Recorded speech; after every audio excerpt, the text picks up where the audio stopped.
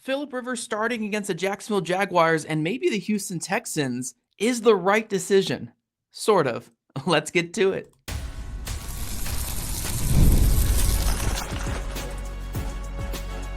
You are Locked On Colts, your daily Indianapolis Colts podcast. Part of the Locked On Podcast Network, your team every day. Hello, everyone. My name is Zach Hicks, your resident film nerd of HorseshoeHuddle.com. Welcome to the Locked On Colts podcast, part of the Locked On Podcast Network, now the #1 sports podcasting network around. Today's episode is sponsored by Prize Picks. Download the Prize Picks app today and use code LOCKEDONNFL to get $50 in lineups after you play your first $5 lineup. As I mentioned at the top there, guys, my name is Zach Hicks. We're diving into a couple topics here that are on everybody's mind. We're going to talk about the quarterback decision, how the Colts are still rolling with Philip Rivers, or all signs point to them still rolling with Philip Rivers against the Jacksonville Jaguars in Week 17. And I think they're ultimately going to roll with him in Week 18 as well against the Houston Texans, even though mathematically they'll probably be eliminated going into that game. I still think they're going to roll with Rivers in that one. We'll talk about if that's the right decision for this team going forward. And then we're going to have some big picture conversations to end this show. We're going to talk about, should the Colts blow up this entire roster, just rip it down to the bare minimum after this year, or should they wait another season? And then we're going to discuss the young pieces that the Colts can build upon going forward. Spoiler alert, it's not too many, but there are a couple guys we could talk about when it comes to young players on rookie contracts that can be foundational pieces for the next general manager, or I guess for Chris Ballard, year 10, year 11, and year 12 going forward. So we'll talk about that to end the show. But to start off this show, the Colts have indicated, Shane Steichen has basically inferred, and Philip Rivers even said that he's gearing up to start this week, that Philip Rivers will be the starter at home against the Jacksonville Jaguars in Week 17. The Colts are essentially eliminated from the playoffs at this point. Now, there is a path for them to get in. It's not the craziest path. They just have to win the last 2 games of the year, and they need to have the Chargers beat the Texans. So it's not the craziest path in the world, but when you factor in that the Colts have lost their last 5 games, the Jaguars are the hottest team in football right now, and the Houston Texans have won their last 6, it seems very unlikely that those things are going to come to fruition. So by all intents and purposes, the Colts are essentially eliminated from the playoffs. So why start this 44-year-old quarterback over, a potential younger option in Riley Leonard? And then, again, the wild card that could be Anthony Richardson. Richardson's already been ruled out for Week 17, by the way. Shane Steichen said that he's not going to be activated, and I still don't anticipate him to be healthy enough to play by the end of the season. But Riley Leonard's a part of this conversation. Like, why not just start the young player over the 44-year-old when you're essentially eliminated from the playoffs? And to me, the simple fact of this is, it doesn't matter either way. I hate to throw nihilism at you guys when it comes to the Colts, because that's the last thing a fan really wants to hear. But when it comes to this, I'm going to go as far as to say that the quarterback of the future is not currently on the Colts roster. Maybe it could be Daniel Jones, because I'm sure they're going to bring him back. You guys know me. I'm a never deal with Achilles injury type of guy. I've been very consistent with that in my time covering this team. I don't like messing with Achilles injuries, so I have my concerns when it comes to Daniel Jones being that long-term answer for the Colts. But aside from Daniel Jones, look, Philip Rivers at 44 and then 45 next year is not the answer for this team. The Colts have been pretty clear about what they view Anthony Richardson as at this point. I don't think that he's part of their future plans. And even if he were fully healthy right now, I don't know if they would start him over Philip Rivers, which probably says a lot. And then, look, Riley Leonard is, in the best case scenario, he's probably a backup in the NFL. Maybe you get the 0.1% chance he could become a Brock Purdy or a Tom Brady with where he was selected, but he was selected with the full anticipation of him maybe being a long-term backup in this league. I don't think the Colts view him as anything more than that. So even if you're going to get him some of these reps here at the end of the season, it probably is a moot point when it comes to anything in terms of his development, and probably hurts his development more than helps it in terms of his confidence level going against these 2 top defenses. So for me, it really doesn't matter too much. And personally, I think just the story of Philip Rivers finishing out the season is probably better. And even if you're talking developmentally for a team here, I don't think any of these quarterbacks besides Rivers starting anything does anything for them personally.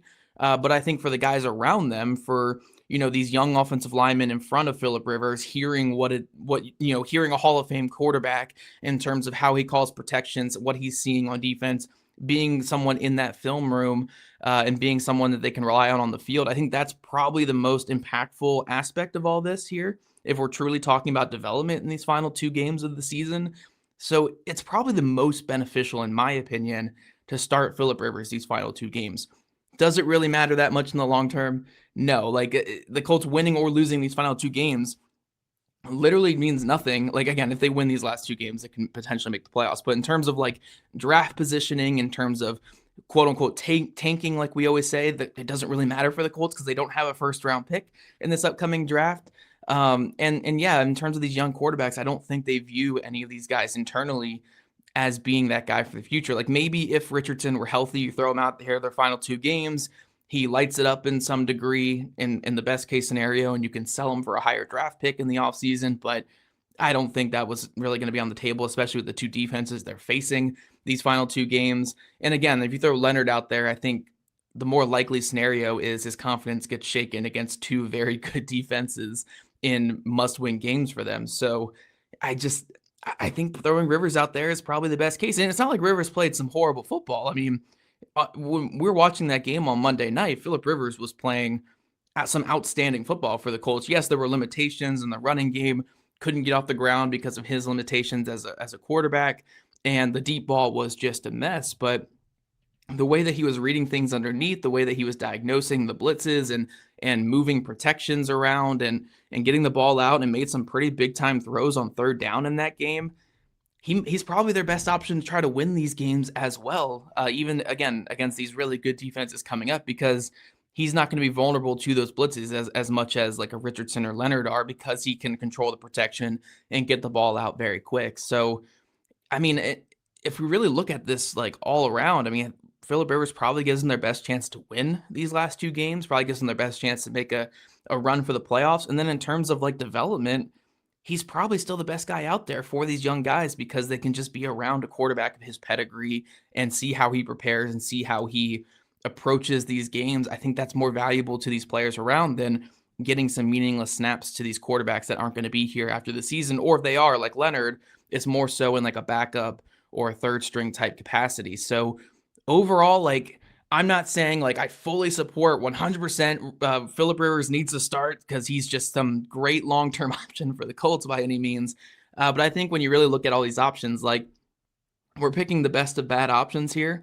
And I think just everything about the Rivers story is just much better for the Colts than it is for starting these young quarterbacks who don't really mean anything for the future. It's a very nihilistic and just like somber, I guess, approach to it, but ultimately that's where I land with this, the way this season has gone and where the Colts are currently at. So you guys can let me know below. I know there are a lot of people who are emotional about this and upset that it's going to be the older quarterback over these young options, but I don't think these I mean, Anthony Richardson's not even healthy to play, but Leonard, I don't think really factors in too much to the future. So I just don't think it means much here at the end of the year with the Colts. So let me know in the comment section below though. But coming up, guys, we're going to transition this conversation. We're going to talk more big picture with this Colts team. Should the Colts just blow up this entire roster after a historic collapse, the 2nd historic collapse in the Chris Ballard era? Is it time to fire everybody, trade everybody, cut everybody, and move on from this entire roster? We're going to talk about that in just a second. But first, this episode is brought to you by Prize Picks. The holiday season is one of the best times for sports. You get bowl games, big basketball matchups, playoff pushes. It's all happening all at once. And while we're all making the choices every single day, one of the most fun places to make the right call is with Prize Picks. Prize Picks is the easiest way to get in on daily fantasy sports. Just pick more or less on at least 2 player projections, lock in your lineup, and you're in the game. It's simple, it's fast, and it's available in 45 states, including California, Texas, Florida, and Georgia. Creating a lineup takes less than a minute, and the app makes the whole process smooth and intuitive. The early payout feature is also just a great bonus. When your lineup starts strong, you may get the option to cash out early. If you're like me, where you get a little panicky It's great to be able to just cash out and not look at it the rest of the day. So download the Prize Pick app today and use code LOCKEDONNFL to get $50 in lineups after you play your first $5 lineup. That's code LOCKEDONNFL to get $50 in lineups after you play your first $5 lineup. Prize Picks, it's good to be right. Welcome back, Locked On Everydayers. Thank you for making Locked On Colts your first listen today and every single day. And thank you for making Locked On the #1 sports podcast network. We're here on Christmas Eve. I want to wish you guys all a happy holidays and a happy Christmas Eve here as we're recording a show about the big picture of the Colts. Should they blow it up? Should they just blow up this entire process? Something that we've been screaming since 2022 is now finally the time to do it. To a degree, sure. Like, honestly, it's been well past the time they should have done all this in 2022. But when you look at the nature of this team, what the outlook is, and just like, say a new general manager were to come in here, right? Say they finally made the move, they got rid of Chris Ballard and brought in a new general manager and just let that general manager have the full decisions or the full, like, just cast of decisions to make this offseason. I think ultimately I would lean towards a slight, like, retool and culture shift more so than like a complete rebuild for this upcoming season. Maybe after 2026, then you go into full rebuild when you have the more capital to play with, especially in the draft. I think you could go into full rebuild starting in 2027. But I think you more so go towards a bit of a retool, a bit of a Moneyball type style with how you approach this team going into next year. And just to get new faces and new bodies in here that are on like 1-year deals to try to be a bit competitive in 2026 with the last remnants of this roster. And then you can go into your full rebuild in 2027 or as close to a full rebuild as you can possibly go. So to further expound upon this, the Colts don't have their first round pick for next season. They don't have it for this season or for next season. So tanking for me is kind of off the table here. Tanking when you don't have a first round pick is just fruitless. It's just dumb. Just so to speak. I mean, for lesser words there, like, you don't really want to tank when you can't reap the benefits of that tank. What's the point of being the worst team in football if you can't get the first overall pick? So I think that's out of the question. But I do think in terms of reallocating some of the money on this roster, there are some ways the Colts can do that. And again, have this be more a retool than a complete teardown. Players like Zaire Franklin, Kenny Moore, like those players, those contracts are pretty easily cuttable. You can get off of those contracts, get some money back. And again, those are guys who have been here through all of these meltdowns, through all of this playoff drought, and through all of these disasters, and they're not playing their best football right now. You can kind of reshift that culture, reshift that money, and go about fixing this defensive line with some of that extra cap space. Go about fixing this linebacker core with some of that cap space. Another player I think could be an interesting one is Michael Pittman Jr. Not that Michael Pittman Jr. is a bad player by any means, but sometimes you do have to part ways with good players on giant contracts, to free up some space to allocate to the rest of your team. And especially when you have a player like Alec Pierce about to hit the market, who I think 90% of Colts fans would agree Alec Pierce is the better option right now to pay than Michael Pittman Jr. Alec Pierce can do a lot more than Pittman Jr., and he's younger and he's ascending, where Pittman Jr.'s kind of hit this wall in his career where he's kind of just the same player. He's a fine player, but if it came down to paying one or the other, you want to pay Alec Pierce over Michael Pittman Jr. So I think those are 3 contracts that you could look at for the Colts where it's like, look, if we can move off Pittman, we move off Zaire Franklin, we move off Kenny Moore, and we reallocate that money to more of a Moneyball type style where it's like, hey, we're going to give these like 1-year contracts to a bunch of 25, 26, 27-year-old free agents that aren't highly thought of around the rest of the league. Think of what Dan Quinn and Adam Peters did when they first took over Washington. Now, I know it's a bit of a different situation because they had the top 5 pick to spend on a quarterback, but they were able to just go out there and get a lot of 1-year contracts, 2-year contracts, got guys like Frankie Louvu and Tyler Biadasz in there, Jeremy Chin in there, and they were able to kind of, I don't want to say turn that around because we saw that was kind of fool's gold a little bit in 2024. But they were able to just reap the rewards of taking those chances on players. And I think that's what you have to do when you've had some misses in draft classes, is take those chances in free agency with like 1-year deals and go about this kind of, again, like Moneyball style of building. And not every player that you bring in needs to be some perfect player, just a guy who can fit a role for your team and fill out the depth of your roster. So the Colts can free up some of that money by retooling, by cutting some of that I don't want to say dead weight with Franklin and Moore and Pittman, because they've been good players for the Colts. But just by reallocating that and moving off of this culture that has been constant late season collapses, constant failures in December, and just not good enough. Like I do think they need to move off of that. And then if all this doesn't work and it's still the results aren't there, the Colts have a lot of outs and contracts after 2026 to move off of Jonathan Taylor, to move off of DeForest Buckner, to move off of Grover Stewart, to move off of basically anybody on the roster. Quentin Nelson, even. They can move off of that contract. So essentially every contract can be moved after this upcoming season, right when they would be going into a year where they would have a first-round pick again. That would be the perfect time to really tear the whole thing apart. And again, if you give a lot of 1-year contracts after this year and like going into this upcoming offseason, then those contracts are easily to move off because the contracts just expire after the year. So I think you can set up a rebuild starting in 2027. But I think you really want to go like more kind of the retooling route. One last hurrah, I guess, with the Buckners and the Stewarts and maybe even the Quentin Nelsons. I still really wouldn't move off of the Quentin Nelsons because you're going to need an offensive line for whatever your future is. But I think the rest of it should be on the table.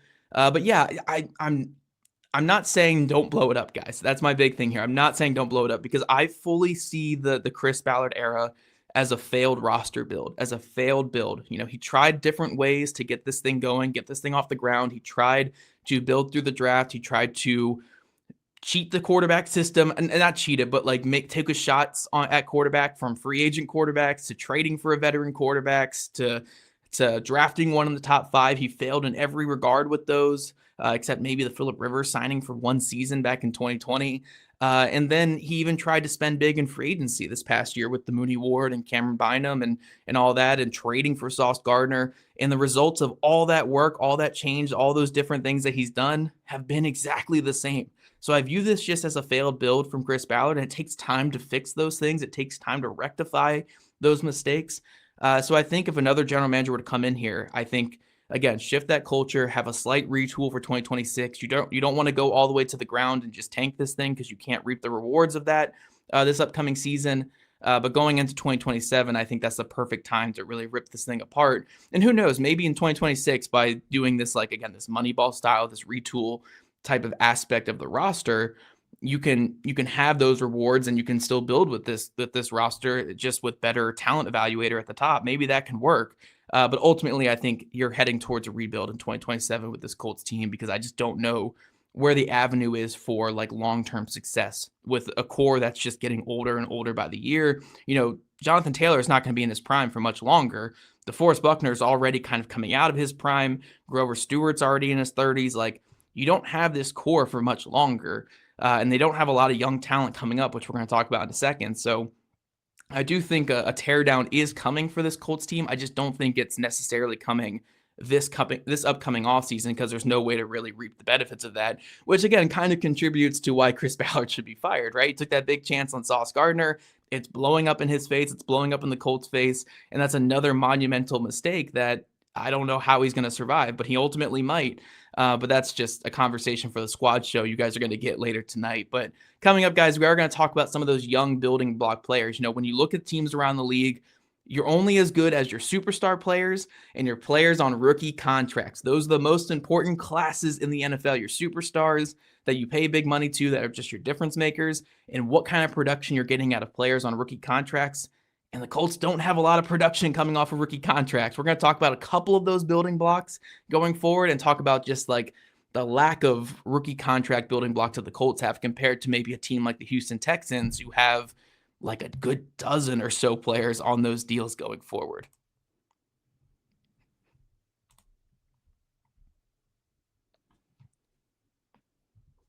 All right, Locked On Colts everydayers, we are back with our big picture discussion with this Colts team. And when we talk about young building blocks for this Colts team, I'm talking about players who are like young, effective starters, young adequate starters with the potential to be a bit more. Like, obviously, you want them to be plus starters on a rookie contract because that just raises the ceiling of your team so much more. But honestly, if you can get like a young, adequate starter on a rookie contract, I think that's a win for an organization that's a cheap starter on your team and helps you pay other avenues, other positions on your roster. So for the Colts, I've identified 5 guys that I would call young building blocks for the team, players that are, again, at least average starters and could be plus starters in the future. Those 5 players are Tyler Warren at tight end. And yes, I know his play has stagnated a little bit recently, but I firmly believe that he's just kind of hit the rookie wall. It happens to a lot of players in the NFL.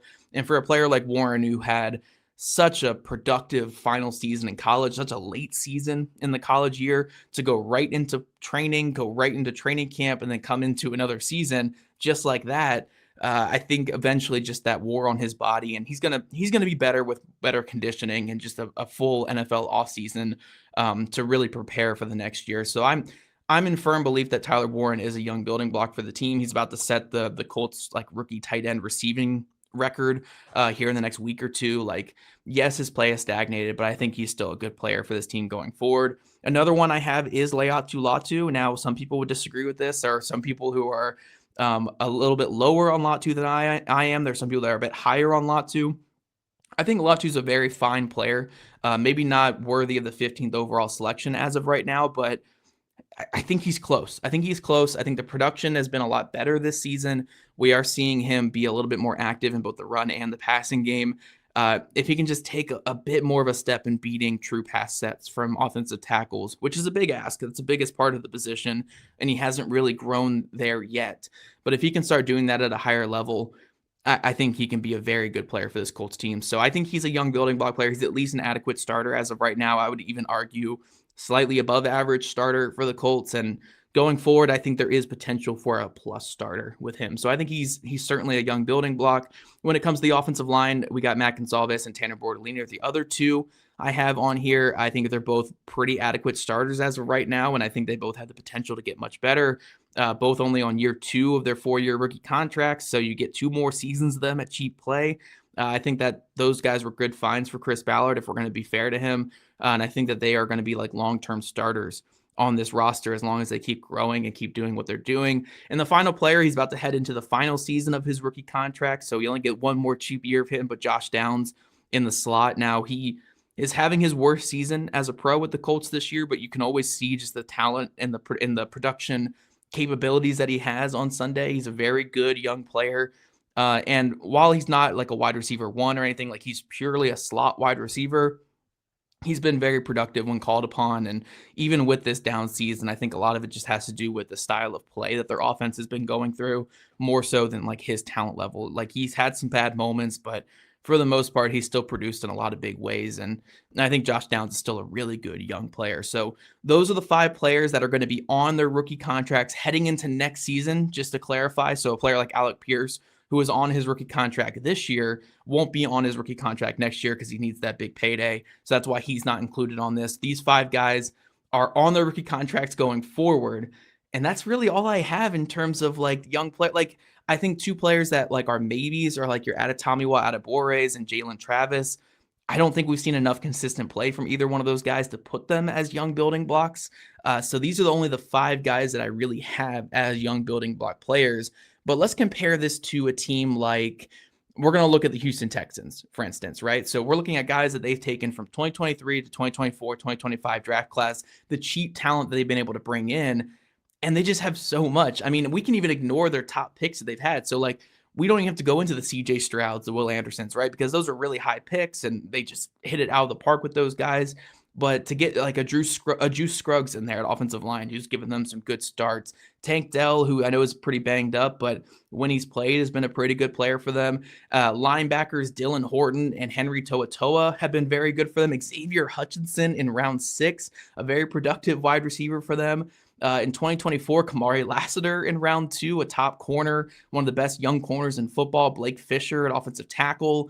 Kalen Bullock at safety is a young building block. Cade Stover at tight end has done some good things for them. In this past draft class, without a first-round pick, actually, mind you, they haven't had a first-round pick the last 2 drafts.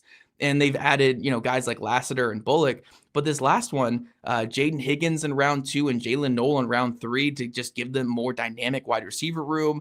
Irsary at offensive tackle has been a very good young player for them this year. Woody Marks at running back in round 4. Jalen Reed at safety when he's played has given them some good production. So I'm not saying the Colts need to be like the Texans here to fix this thing, but you can really see the difference in these two organizations when you look at the young building blocks. The Texans have a good dozen plus players that they are relying on for big snaps on rookie contracts, and those guys are producing. And it's not like the Colts aren't relying on guys who are on rookie contracts for big snaps. It's just those guys aren't producing. So, like, even aside from the just absolute busts that are your Juju Brents and Adonai Mitchell might turn into something, but not for the Colts, right? It'll be for the Jets. Like, those are 2 second-round picks that just didn't work out these last couple seasons. But even players like, they're throwing Jonathan Edwards out there, and it's just not been productive for him. Jalen Jones, we don't know what the future looks like for him going forward. It just hasn't worked out for these young players they've thrown out there, and they're not getting these young building blocks through the draft right now. Like, I'm not saying that Chris Ballard has been some horrendous drafter, right? To get guys like Warren and Latu and finding Gonsalves and Bordellini and even Josh Downs, right? Like, I think that doesn't say you're a horrible drafter. These aren't like crippling draft classes, but it's not enough, right? You need more than this on your rookie contracts. You're on your cheap talent to be more productive than this if you want to have success in the NFL. And we saw this year, Lou Anarumo came in and was basically like, hey, a lot of these young guys on this team aren't worth a dang. Like, they really aren't worth. So Juju Brent's cut. He's gone. Jalen Carlisle, he's in the doghouse. He's not playing. Jalen Jones, he's not playing because when he has played, it's been really bad football. We're not really getting anything from these guys.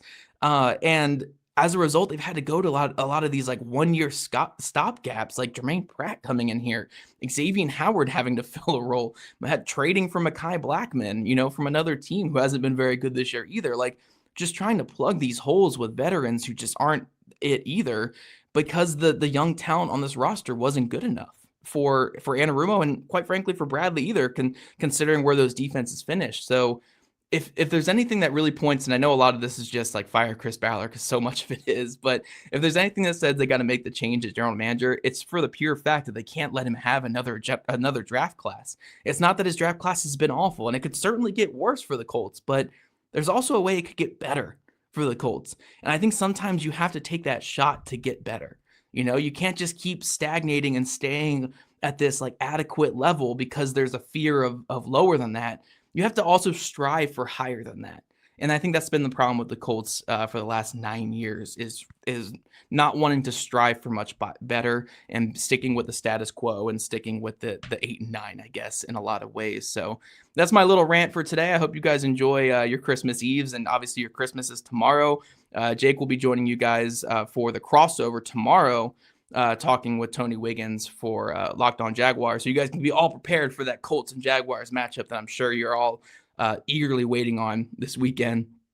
Make sure you guys join us tonight as well. The Locked On Colts squad show is back with me, Alan, and Derek Schultz, talking more about Chris Ballard, talking more about this Colts team and the collapse that they've had in this final stretch. And also, if you guys need a last-minute holiday gift or someone keeps asking what you want, just make it easy for them. Ask for the Everydayer Club.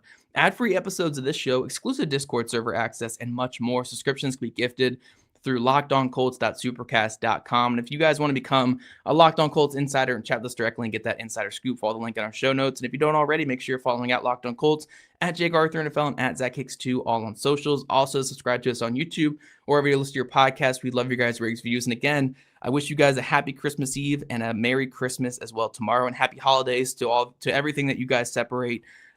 We appreciate all the support throughout the year. And again, we'll be back with you tonight with the Cold Squad show, and also tomorrow with Jake and Tony Wiggins of Locked On Jaguars doing the Locked On Colts crossover.